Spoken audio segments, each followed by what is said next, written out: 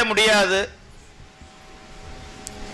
யாரெல்லாம் பல பிறவி பல ஜென்மங்கள்ல சிவபெருமானுக்கு தொண்டராக இருந்தார்களோ அவர்கள்தான் இந்த அபிஷேகத்தை பார்க்க முடியும், இதுல பங்கு பெற முடியும், கைங்கரியம் பண்ண முடியும்.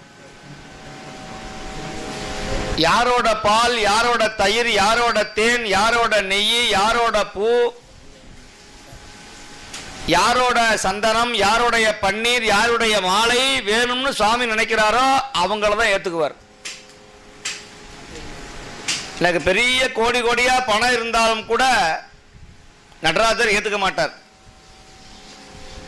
அதனால இந்த அபிஷேகத்துக்கு யாரெல்லாம் தேடி கொண்டு வந்து திரவியங்களை கொடுத்தார்களோ அவங்கெல்லாம் ஓங்கி வாழ்வார்கள், வாழ்க்கையில நிம்மதியா வாழ்வார்கள், எந்த துன்பமும் வராது.